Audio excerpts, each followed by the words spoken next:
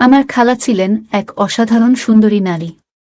তার বয়স ছিল ৩০-এর কাছাকাছি, কিন্তু তার চেহারায় এমন এক উজ্জ্বলতা ছিল যা যে কোনো বয়সের মানুষকে মুগ্ধ করত। তিনি সবসময় খুব যত্নশীল এবং দয়ালু ছিলেন। তার আচরণে এমন এক উষ্ণতা ছিল যা সহজেই মন জয় করে নিত।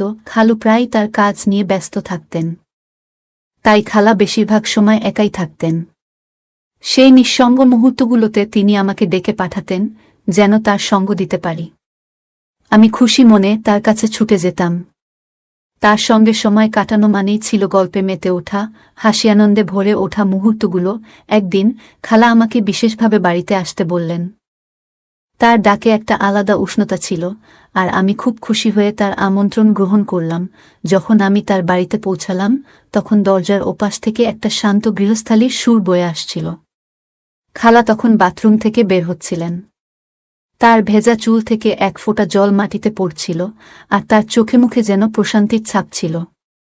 তাকে এমন দেখেই মনে হলো, এই মুহূর্তটি ঠিক যেন কোনো ছবির ফ্রেমে ধরে রাখার মতো। তার গায়ে সাদা রঙের পোশাক ছিল, আর তার সামান্য ভেজা। তাকে ওই অবস্থায় দেখে আমি কিছুটা থমকে গিয়েছিলাম। তার সৌন্দর্যের এমন সহজ সরল অভিব্যক্তি মুগ্ধ করছিল। সত্যি বলতে খালা ছিলেন অত্যন্ত আকর্ষণীয়।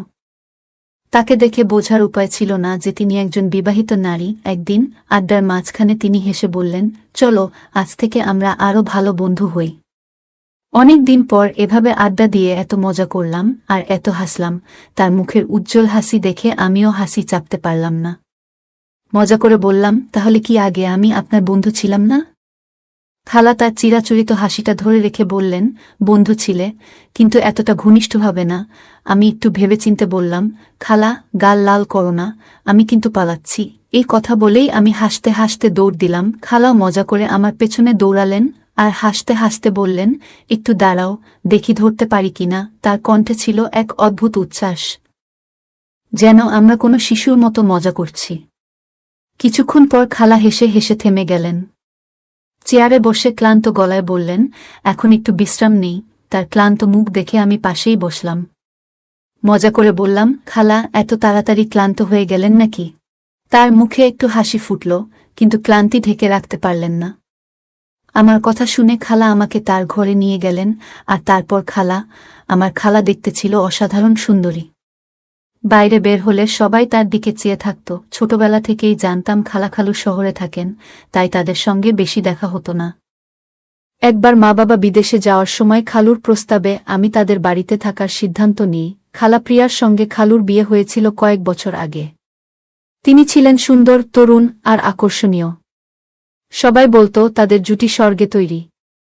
তবে সন্তান না হওয়ায় তারা অনেক চেষ্টা করেও সফল হননি। শেষে ভাগ্য মেনে নিয়ে ভালোবাসা আর ধৈর্যের সঙ্গে জীবন কাটাতেন। খালুর কাছে খালার প্রতিটা মুহূর্ত ছিল অমূল্য। বিয়ের পর খালার রূপ আরও বেশি ফুটে উঠেছিল, আগের থেকেও বেশি মোহনীয় হয়ে উঠেছিলেন। একদিন খালা যখন রান্নাঘরে খাবার তৈরি করছিলেন, আমি তখন টিভিতে কিছু দেখছিলাম। হঠাৎ খালা আমার পাশে এসে দাঁড়ালেন। খালা একদিন আমাকে জিজ্ঞেস করলেন, কুনাল, আজ কলেজে গেলে না? তার এমনভাবে আমার নাম ধরে ডাকা আমাকে কিছুটা অপ্রস্তুত করল, কারণ আমার মনে অন্য চিন্তা ঘুরপাক খাচ্ছিল। আমি হালকা বিরক্তি নিয়ে বললাম, না খালা, পরীক্ষা শেষে আমাদের 2 মাসের ছুটি চলছে। খালা তখন আমার জন্য দুধের শরবত নিয়ে এসে টেবিলে রাখলেন। তাকে এভাবে নিচু হয়ে কাজ করতে দেখে আমি কিছুটা অবাক হলাম। মনে হচ্ছিল কিছু বোঝার আগেই পরিস্থিতি অস্বাভাবিক হয়ে উঠেছে। খালার বাড়িতে এসেছি মাত্র 2 দিন হলো, আর এর মধ্যেই মনটা কিছুটা অস্থির হয়ে গেল। রাতে খাবারের সময় খালু আমাকে ও খালাকে বললেন যে তিনি কিছুদিনের জন্য ব্যবসার কাজে বাইরে যাচ্ছেন। আগে যখন তিনি বাইরে কাজে যেতেন, তখন খালাকে সঙ্গে নিয়ে যেতেন, কিন্তু এবার আমি বাড়িতে থাকার কারণে তিনি একাই যাওয়ার সিদ্ধান্ত নিলেন। তাই তিনি আমাদের দুজনকে বাড়িতে রেখে চলে গেলেন। এরপর আমি খালার বিভিন্ন অভ্যাস লক্ষ্য করতে শুরু করলাম। আমি দেখলাম খালা বেশিরভাগ সময় কফি পছন্দ করেন। খালা যখন আমার সামনে বসেছিলেন, আমি হেসে বললাম, খালা, আপনি দুধ চা কেন খান না? দুধ তো স্বাস্থ্যের জন্য খুবই ভালো। তখন খালা হেসে বললেন, আমি শারীরিকভাবে সুস্থ থাকার জন্য মাঝে মাঝে কফি পান করি। একদিন মোবাইলে গেম খেলতে খেলতে বন্ধুবান্ধবের সঙ্গে হাসিঠাট্টায় মেতেছিলাম। কানে হেডফোন থাকায় খেয়ালই করিনি যে খালা এসে পাশে বসে আছেন। আমাদের কথোপকথন কিছুটা শালীনতার সীমা অতিক্রম করছিল, যা খালাকে অস্বস্তিতে ফেলে। তিনি আমার কাঁধে আলতোভাবে হাত রাখলেন। তাকে পাশে দেখে আমি লজ্জায় চুপ হয়ে গেলাম। খালা কোনো কথা না বলে তার ঘরে চলে গেলেন, আর আমি নিজের আচরণ নিয়ে ভীষণ অস্বস্তি বোধ করলাম। সন্ধ্যায় খালার ঘরে গিয়ে বললাম, খালা, আজ আমাকে 1 কাপ কফি বানিয়ে দাও। তিনি মুচকি হেসে বললেন, কেন নয়? আমার ছেলে। 2 মিনিট দাও, আমি একটু ফ্রেশ হয়ে নিচ্ছি। আমি টিভি লাউঞ্জে গিয়ে বসলাম। সেখানে একটি ফুলদানি দেখলাম, যার একটি ফুল খুব সুন্দর লাগছিল। সেটি তুলে নিতেই খালা ডাকলেন। তিনি হাতে একটি ট্রে নিয়ে এলেন, তাতে 2টি কফির কাপ। 1 কাপ কফি আমার হাতে দিলেন আর অন্যটি টেবিলে রাখলেন। আমি সেই ফুলটি তুলে খালার চুলে লাগিয়ে দিলাম। খালা হেসে বললেন, ধন্যবাদ আমার ছেলে। তার এই কথা শুনে একটু হতাশ হলাম। মৃদু স্বরে জিজ্ঞেস করলাম, আপনি কি সারাদিন ঘরে থেকে একঘেয়েমি অনুভব করেন না? বাইরে যাওয়ার ইচ্ছা হয় না? খালা শান্ত স্বরে বললেন, না কুনাল, আমি মাঝে মাঝে তোমার খালুর সঙ্গে যাই। কিন্তু একা যাই না। রাতের খাবারের পর আমি টিভিতে একটি সিনেমা চালালাম। খালাকে সঙ্গে নিয়ে দেখতে বসলাম। তিনি মনোযোগ দিয়ে দেখছিলেন। হঠাৎ এক দৃশ্য দেখে বললেন, এ তো সেই বাজে জিনিস যা তুমি গেম খেলার সময় করছিলে। ভাষাও খুব খারাপ ছিল। তার কথা শুনে আমি লজ্জায় মাটিতে চোখ নামিয়ে ফেললাম। খালার প্রতি আমার সম্মান আরও বেড়ে গেল। তারপর খালা আমাকে বললেন, আমি তোমার মায়ের সঙ্গে কথা বলবো, যাতে তিনি তোমার উপর একটু নজর রাখেন। তুমি নিয়ন্ত্রণের বাইরে চলে যাচ্ছ। আমি খালার দিকে তাকিয়ে বললাম, প্লিজ খালা, আমাকে ক্ষমা করে দিন। আমার ভুল হয়েছে। আমি আর কখনো এ ধরনের ভাষা ব্যবহার করব না। আমার বন্ধুরা এমন কথা বলে, তাই আমি তাদের উত্তর দিই। এইভাবে কথা শেষ করলাম। খালা আমার কথা শুনে হেসে উঠলেন এবং বললেন, ভয় পেজো না, আমি কাউকে কিছু বলবো না। আমি জানি তরুণ ছেলেরা কখনো কখনো কেমন কথা বলে। ঠিক আছে, আরেকটা সিনেমা চালাও। এইটা কি দেখছ? তখন আমার মনে স্বস্তি ফিরে এলো। আমি খালাকে জিজ্ঞাসা করলাম, আপনি কোন ধরনের সিনেমা দেখতে পছন্দ করবেন? তিনি বললেন, কোনো বলিউড সিনেমা চালাও। আমি একটি বলিউড সিনেমা চালিয়ে দিলাম। খালা মনোযোগ দিয়ে সিনেমাটি দেখতে লাগলেন, আর আমি তার দিকেই তাকিয়ে রইলাম।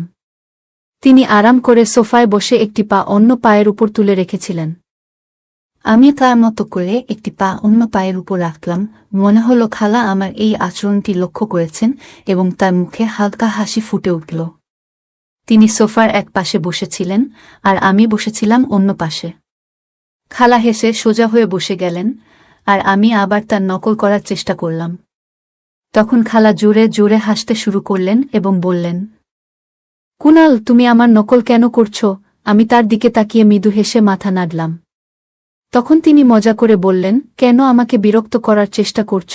আমি হেসে বললাম, হ্যাঁ, একটু তো। তারপর খালা আরও বেশি করে হাসতে লাগলেন।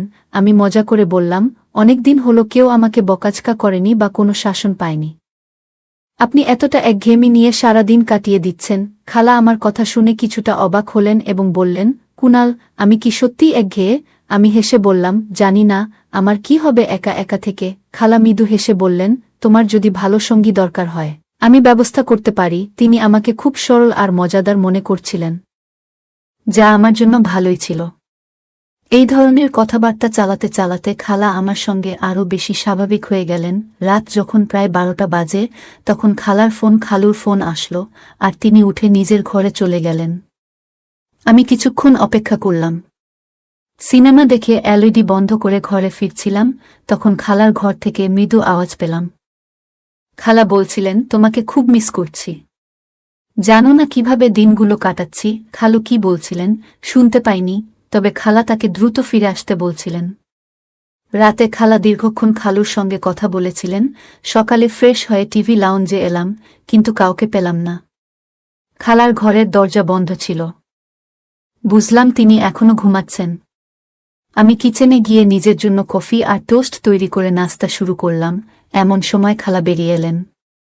লজ্জা পেয়ে বললেন, রাতে ঘুম আসেনি, তাই দেরি করে উঠেছি। আমি হেসে বললাম, আপনার জন্য নাস্তা তৈরি করে দিচ্ছি। খালা অবাক হয়ে বললেন, তুমি নাস্তা বানাতে জানো? আমি হাসি দিয়ে বললাম, আপনি ফ্রেশ হয়ে আসুন, নাস্তা রেডি করছি। খালা হাসলেন, ফ্রেশ হয়ে এসে চেয়ারে বসলেন আর আমি নাস্তা তৈরি করতে চলে গেলাম। খালা ফ্রেশ হয়ে এসে একটি দারুণ সুন্দর শাড়ি পরেছিলেন, যা তাকে অসাধারণ দেখাচ্ছিল। আমি মুগ্ধ হয়ে কিছুক্ষণ তার দিকে তাকিয়ে রইলাম।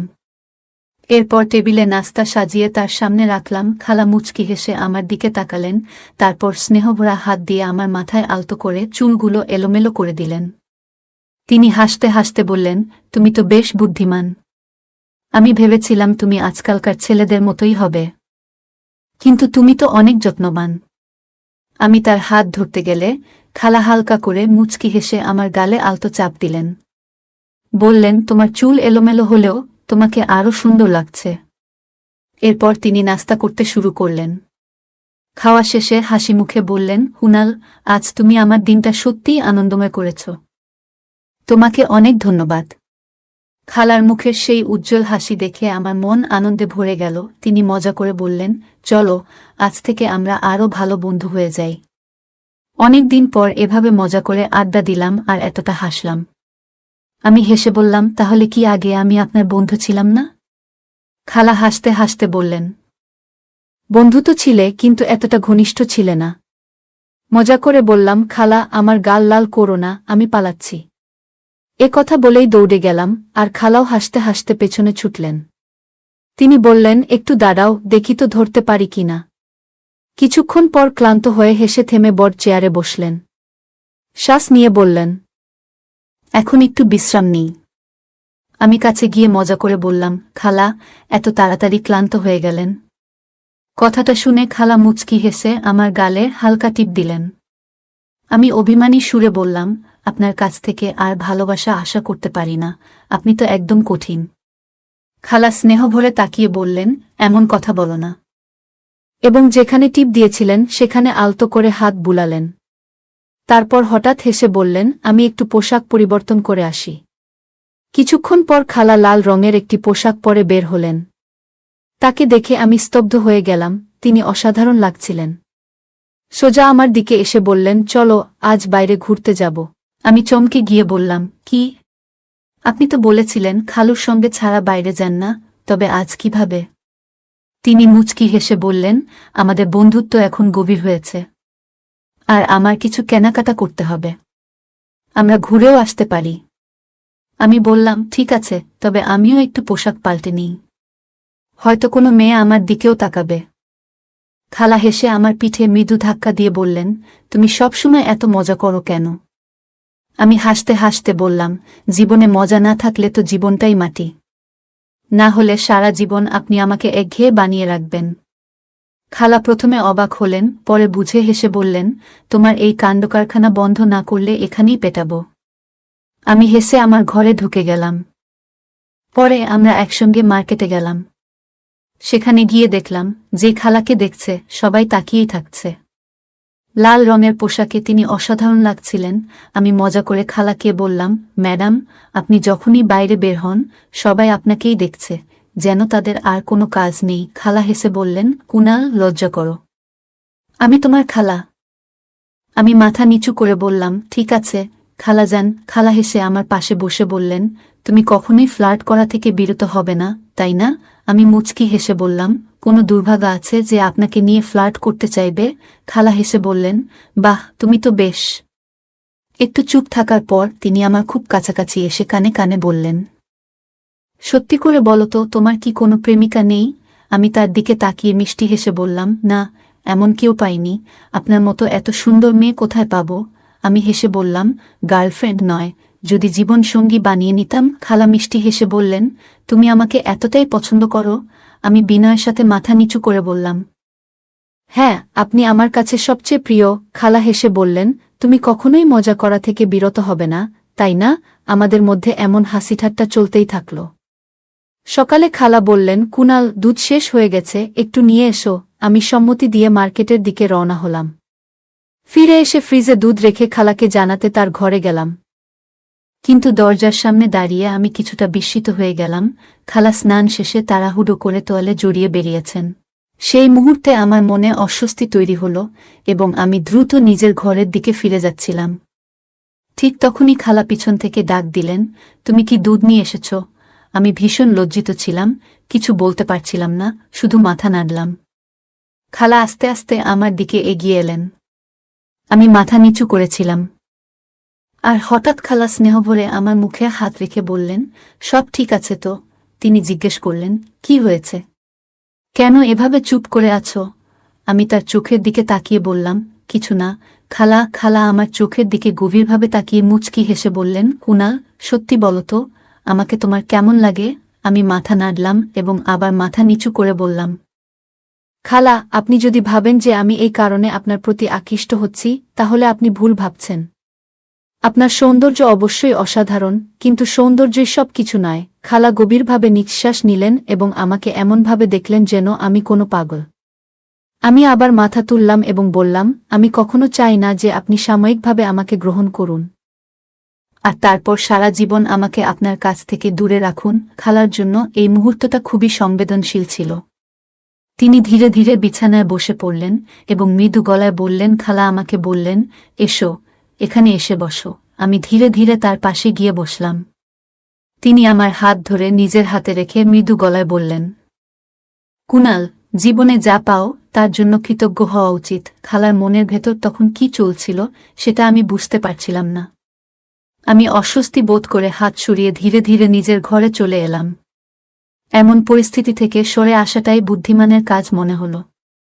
কিছুক্ষণ পর বাইরে এসে আমি বুঝতে পারলাম খালার ঘর থেকে কান্নার শব্দ আসছে।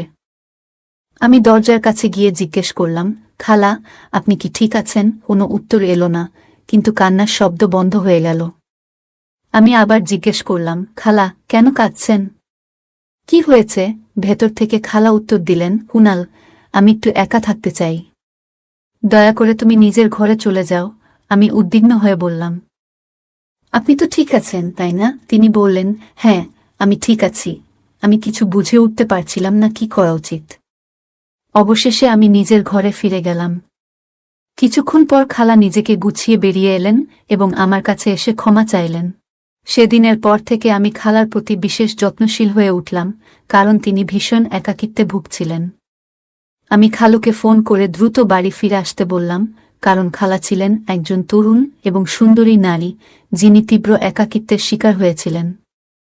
খালার একাকিত্ব তার চোখে স্পষ্ট ছিল, মাঝে মাঝে সেই শূন্যতা তার যন্ত্রণার জানান দিত।